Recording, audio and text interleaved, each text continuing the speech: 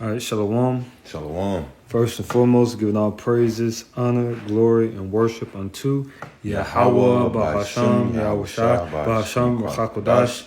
Double honors unto the elders and the apostles of Great Millstone. Greetings and salutations unto you, Achim, upholding the testimony of our Lord and Savior, Yahushai, in truth and in sincerity. It's Brother Yaikwab. I'm the brother Kasai Slaki. Kind of good, bro. As you can see before you, this is from RT News. It says Mashtaba Khamenei named Iran's new supreme leader. And this is the son of the late Ayatollah Ali Khamenei, who was the leader of Iran for the previous 37 years. And this is forward in prophecy, because when you look at Ali Khamenei, this was a very moderate individual, very diplomatic, level-headed, and he let the small hats and the Americans get away with a lot. Mm-hmm. And this is somebody who I believe he understood the severity of Armageddon. Yep. And he knew that, these guys are scholars. You talk about, this is the top Shia cleric on the planet. Mm-hmm. So he reads the Old Testament, he's read the New Testament, he's read the Apocrypha, and he's familiar. You don't think he read about the Carmanians? Right. Right. He done passed by that. Then he was like, hold up. This will be the end. Yep. He knew it, but the Lord had to take him back because essentially you holding up prophecy. Mm-hmm.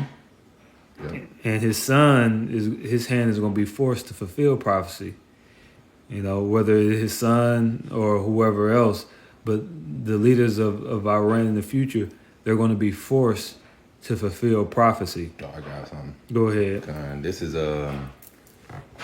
is Jeremiah 51 and verse 11. It says, "Make bright the arrows, gather the shields. Yahweh hath raised up the spirit of the kings of the Medes, for his device is against Babylon to destroy it, because it is vengeance of Yahweh and the vengeance of his temple." And ultimately, the Medes going into the Russians, but Russia is going to be a big brother to the Persians, right, which are those Iranians. They're going to come back together like they once did when they came against the first Babylon. Exactly, because the first Babylon was brought down by the Medo-Persian Empire. Mm-hmm. All right, and it was the Medes who were actually at the top when Babylon came down. Persia was like a lesser power aligned with the Medes. Yep. And it's similar to now. Yeah. Russia is the greater power, the Persians are the lesser power, but they both are coming together against Babylon. Yep. Now, something interesting that I'll note is where you read in verse 11, it says, "Make bright the arrows." Yep. Yeah. Right? Now, when you go into secular history, in the fall of the Neo-Babylonian Empire, under the Nepos dynasty, and the rise of the Medo-Persian Empire, the fall of Babylon was not done via arrows. It wasn't done via siege warfare or things of that nature. Fire. No, it was as Apostle Tahar quite says, it was a surgical strike. Yep. It was a military operation. Where they came in with special forces, and they came into the palace, and they assassinated the top guys of the Babylonian Empire, including the king of Babylon. Yeah. But in this time, that's why it says make bright the arrows. This time, the modern Babylon, which is America, will be taken down via thermonuclear missiles. Yeah. And those bright arrows are a poetic expression of that. Mm-hmm. You know? Yeah. You got anything, bro? That's right. You know, because you were absolutely right, man. That's how you know this is all prophetic. You know, this hasn't even happened yet. You know, this never happened in history. Yes, you did have the Medo-Persian Empire rise against Babylon, but Babylon at that time was not destroyed by fire. No, it wasn't. All right, it was conquered, you know, at that time. But it says, make bright the arrows, gather the shields. Yahweh raised up the spirit of the king of the Medes, the kings of the Medes, for his device is against Babylon. It says his device is against Babylon to destroy it. And it's going back to the spirit and just laying back on what you were saying. They really they're thinking they're taking their own vengeance, but it's really the vengeance of the Lord. You know? Can you go down to verse 13? Yeah, I could Because jump down. this is showing you it's not talking about ancient Babylon, 13 and 14. That's right. Yeah. I could read through. I could go down to verse ahead. 12. Go ahead. It says, set up the standard upon the walls of Babylon, make the watch strong, set up the watchmen, prepare the ambushes. For Yahweh hath both devised and done that which he spake against the inhabitants of Babylon. Mm-hmm. O thou that dwellest upon many waters. Now, where else have we found that in the scriptures?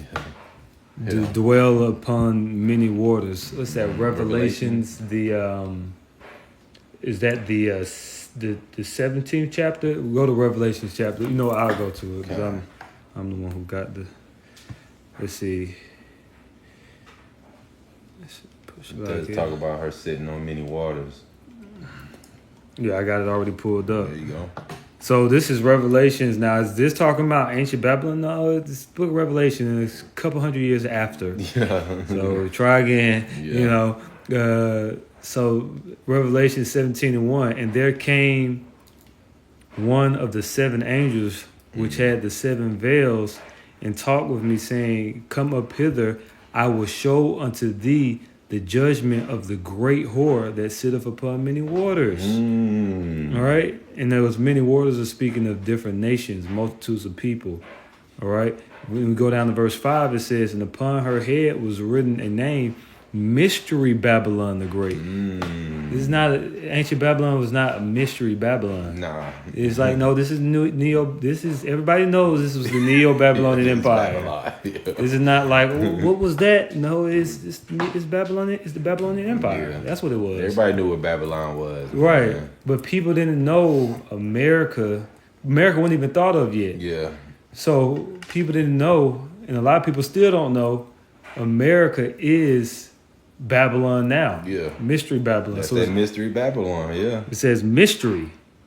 Babylon the Great. The mother of harlots and abominations of the earth. That's right. And that's speaking of America. Yeah. It's like, oh, that's not. Well, why are they eating children? Right.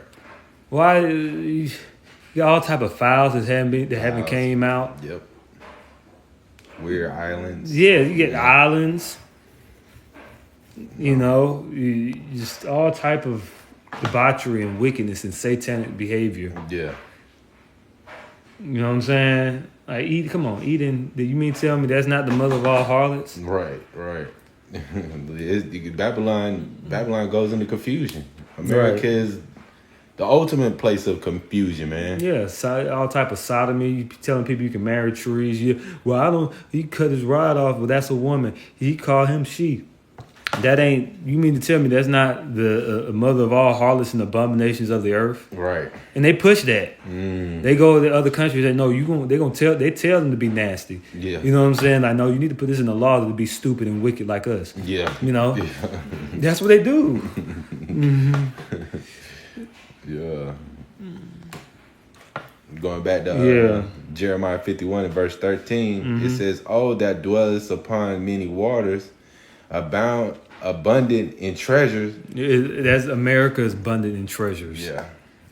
You know? Yeah, because America is also known as, it holds most of the gold for a lot of these other nations. Yeah. Because they look towards America.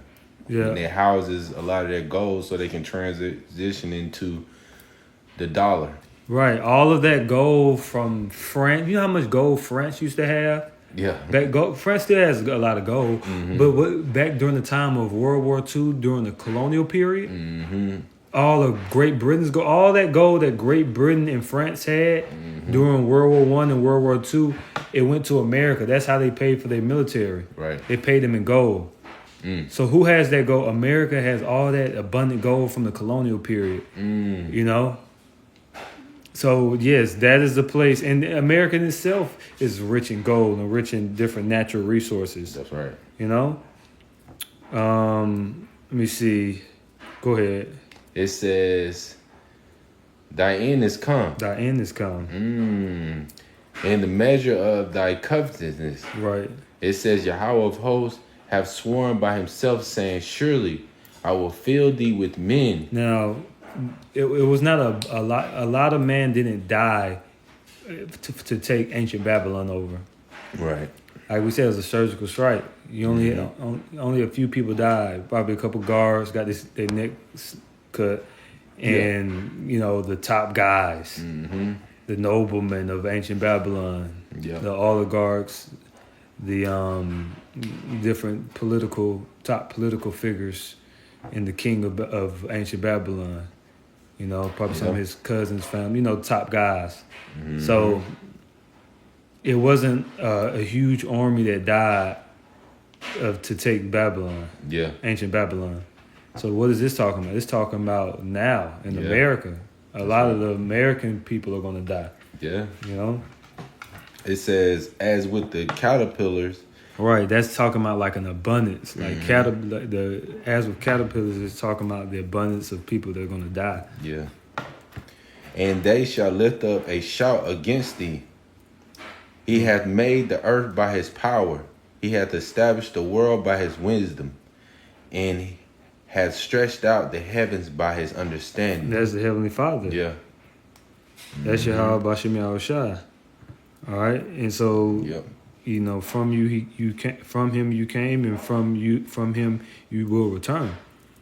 Ashes to ashes, dust to dust. Well, America's going to be turned to ashes at the coming of Yahushua, and via those bright arrows. Those bright arrows are going to decimate this place. Yep, that's right. Those thermonuclear missiles. All right, so I believe that was the point on that. Yeah, so we can go back to this article, and you got precept, Okay. But so we'll read some of this article. It says Mojtaba Khomeini, the son of the late Ayatollah Ali Khomeini, has been named as his successor as Iran's supreme leader. Ali Khamenei led Iran from 1989 until his death during the opening of the U.S.-Israeli strike from Tehran on February 28th. Iran's Assembly of Experts, tasked with vetting and selecting the supreme leader, announced on Monday that Mojtaba Khomeini had been chosen after precise and extensive deliberation. The assembly called on the noble nation of Iran, especially the elites and intellectuals of the seminaries and universities, to pledge allegiance to the new leader tasked with advancing the Islamic system of government that replaced the Shah after the 1979 revolution. All right. Listen to this. Born in 1969. Born in 1969. This is when this guy was born. And for those of you who don't know, 1969 is a heavy year in prophecy, especially with this ministry of ours. That's the spirit. That's the spirit, right? And that's when One West was established. Yep. All right, that's when the end of the 3 years and a half, that 350-year period that you read about in the book of Daniel, you read about in the book of Revelations. Yep. It was fulfilled in 1969. All right, it says Mojtaba is the second of Ali Khamenei's 6 children. As a young man, he fought as a volunteer during the Iran-Iraq War in the 1980s. How about, can we get the magnificent, fantastic President Trump. Can we have some of his sons, volunteer to fight in this Iranian war? Right. I had something. Go ahead. Because this is something one of the brothers had shared in the group chat. Mm-hmm. It was talking about going into the type of person that Ali Khamenei and his son, what type of person his son was. I'll go into his father. His father was known for careful balancing of function inside Iran, often acts as a mediator between political groups, used religion authority heavily in his leadership. Now his son, it speaks otherwise about his son. It says, and I can't pronounce his name, Majtaba. Yeah. Khamenei, it says more secretive, more tied to security and military establishment, less publicly religious or scholarly than his father. Some say he could rely more heavily on the IRGC for power. Now, he's more militant. Yeah. He's going to take action, and those type of individuals with those type of mindset, they're going to do whatever it takes to establish their power. They're going to make it known that they're here, Right. And the thing is, the West just killed his father. Yep. I believe they killed his mother. Mm-hmm. They killed his sister. I think they killed his wife. Yeah. In that strike. So this is a man that has vengeance on his heart. Yeah. He has vengeance. Make no mistake. You're bumming this country. Vengeance is on his heart. Mm-hmm. I looked up what that IRGC is. It says the Islamic Revolutionary Group Corps. Guard. Is it guard? Guard Corps. Yeah. Yeah, and it says is a primary branch of Iran's armed forces established in 1979 to protect the clerical regime, maintain domestic security, and wield significant religious influence, directly answering to Supreme Leader Ali Khamenei. The IRGC, with 150 to 190,000 personnel operates as a parallel military with air, naval groups, and specialized quad forces, often supporting proxies across the Middle East. Yeah. So you see what he's getting ready. He's going to use these people, man. He's about to really just go and utter just taking kicking ass and taking names, man. Yeah. He's definitely gonna consolidate power, root out the rats. Yep. Because it's likely that the late Khamenei, Ali, was taken out via spies. Yeah. Of traitors amongst them. Yeah. So for sure and for certain that there will be a more diligent search in that regard. We can get, I don't know what else you got, but we definitely can get Second Esdras. It speaks about the Carmanians. Might be the 13th chapter.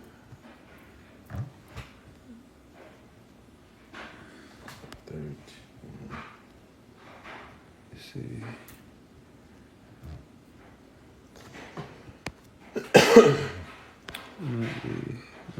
Might not be the 13th chapter. Let me see. Carmanians.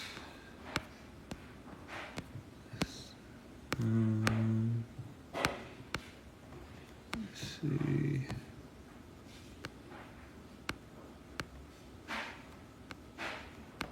It's the 15th chapter.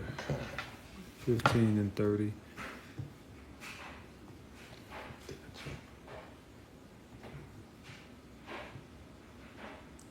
Got it. All right. This is Second Ezra chapter 15 and verse 30. It says, also the Carmanians raging in wrath shall go forth as the wild boars of the wood. Right. Now the Carmanians are speaking of the Persians. All right. Carmania was a province in Western Persia. Okay, I'm not sure if it's still called Carmania, but that's historically that was a province. And can you go on ChatGPT and ask what is Carmania known for? I'm interested. What is Carmania known for?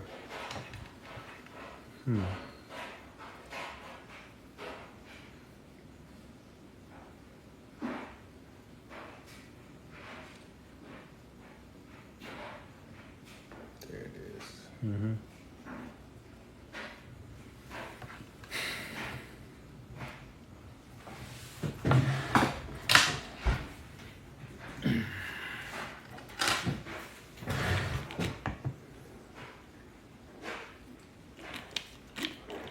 It said the Carmanians were an ancient group from Carmania, Carmen region of southeastern Iran. Southeastern, not Western, southeastern. Go ahead. Mm-hmm. Classical rites such as Strabo and Arian describes them as hardy, warlike people. Hardy, warlike people. Mm-hmm. Yep. Skilled fighters, often compared to Spartans in discipline. Wow. Mm-hmm. Yeah. Wow. Yeah. You can put that in the chat. I'll drop it. Yeah. So the Carmanians were Aryans, which the actual Aryans are the Iranians.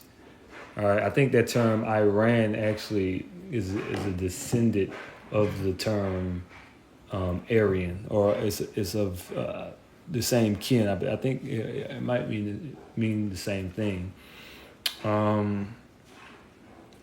But a hardy, warlike people. Mm-hmm. It says semi-nomadic herders living in a rigid desert mountain environment. Producers of wine and livestock, thanks to fertile valley within the region. Loyal subject of the Achaemenian and later Persian empires, often served as soldiers.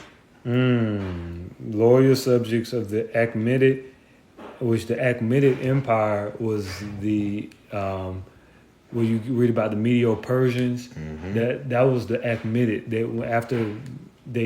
After who was that? Cyrus, I believe Cyrus or Cambyses. After they took control from Cyrus, if I'm not mistaken. After they basically took over the influence of Medo-Persia, they established something called the Achaemenid Empire. Mm-hmm. All right, and then later you have, like you said, the what's known as the Persian Empire. Go ahead. Often serving in the army. Yeah. All right. So it says in verse 30, also the Carmanians, raging in wrath, shall go forth as the wild boars of the wood. Mm-hmm. And with great power shall they come and join battle with them, and shall waste a portion of the land of the Assyrians. Mm-hmm. And that's speaking of the Levant. Yeah. That's speaking of the Levant. All right. That's why when you read about when the northern armies, when they come into the Levant, it says his face towards the East Sea, mm-hmm. which when you look at a map, is his face towards the East Sea. That's talking about the is going into the Euphrates River. Yeah, and it also applies to the Persian Gulf. That's right. And if his face is towards the Euphrates River and the Persian Gulf, who is he fighting? Right, he's fighting the Iranians. Yeah. America's going to be fighting the Iranians. Mm-hmm. And they're going to be based in Saudi Arabia. Yeah. Right. Because I was actually looking at the map we got over there. Yeah. And his tells you in his hinder part, I think it says his hinder part towards the the utmost sea, mm-hmm. Which is basically his back or his left. Yeah. Which is speaking of the utmost sea means the back sea, mm-hmm. which is like it was speaking of the Red Sea. Mm-hmm. All right, Because the American military, they're going to be in that land of Saudi Arabia. That's right. All right. And they're going to be facing the Levant, which you know as Iraq. All right. Which Iraq is Assyria. Okay. Yeah. When you read about what he just said, a portion of the Syria, that's talking about the landmass of Iraq. All right. Yep. Okay. And yeah, essentially that's what it is. Yep. You know? Yeah. So prophetically, things about to start boiling over. That's right. You know, so that's why for us, we rejoice because we see these things coming to pass. That's right. And we know at the end, you know, though we might go through certain tribulations, well, we will go through tribulations and afflictions. But point being, Yahweh Shai is going to return. He's going to redeem us. He's going to save us from this madness of the earth. Yeah. All right. So, I mean, that's all I got. Unless you got something else you wanted to bring out. I might have one more. Because going into, you know, of course, we know we were talking about the Iranians, of course, but, you know, and also we mentioned, you know, the Medes being the Russians, you know, being the head of it, really, you know, in the forefront of this whole thing. Because, you know, they already trying to be diplomatic, you know, call for peace on both sides, but those Iranians, they no longer want to talk about peace treaties and things of that sort with the U.S. and these Israelis, man. They don't want to talk about those. They don't want to have those type of conversations. And the reason being is because, one, we just went into Ali's son. You know, he's not more of the diplomatic person. He's more like he's ready to take action, especially vengeance for his father, you know. But I had a quick one. Could I read this real quick? You got it, brother. This is going down in the chapter, verse 44. It says, they shall come to her, talking about Babylon. They shall come to Babylon. You read verse 43. It says, and besiege her. The star in all wrath shall they pour out upon her. What's that star? That's talking about the missiles. Yeah. It said the star shall fall from heaven. That's talking about the missiles coming down. All right, Book of Revelations. It says, then shall the dust and smoke go up unto the heaven. That's talking about from the thermonuclear missiles. Yeah. It says, and all they that be about her shall bewail her. It tells you Revelation 18th chapter. Because no man buy their merchandise anymore. You know? Yep. Yeah. That's facts, bro. You got it, bro. Fine. I'll just get to the point. Just going in Isaiah chapter 13. Of course, it's talking about the Medes, but we were talking about those Iranians going to take part in the destruction of this place too. You know, Isaiah 13 and verse 16. It says, their children also shall be dashed to pieces before their eyes. Their house shall be spoiled and their wives ravished. All right. And this is what's going to come to Babylon the Great, a.k.a. America. Yeah. It says, behold, I will stir up the Medes against them, which shall not regard silver, and as for gold, they shall not delight in it. Yeah, even these Iranians ain't trying to hear about money now. It's not about the money, because if it was, they allow the oil to go through. Because they're known for their oil, you know?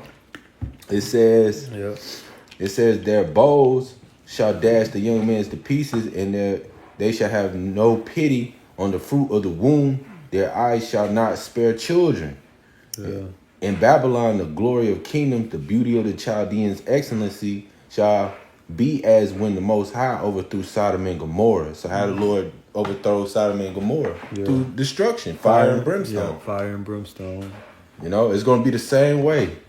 You know, they're not going to care about the children and care and pity about, you know what I'm saying, the young men and think about money. It ain't even about money at this point. Was ancient Babylon destroyed in the fashion of Sodom and Gomorrah? No. Would the fire come down from heaven and destroy ancient Babylon? No, it didn't. It's talking about America. And it's talking about nuclear warheads. Yep. That's right, bro. That was it on that. Come on, bro. So Lord, willing, this lesson was edifying. We're going to give all praises, honor, glory, and worship unto Yahweh, Ba'ashem, Yahweh Shai, Ba'ashem, Chakodash. Double honors unto the elders and the apostles of Great Millstone. Salutations unto you, Akim. Shalom. Keep it safe. Shalom.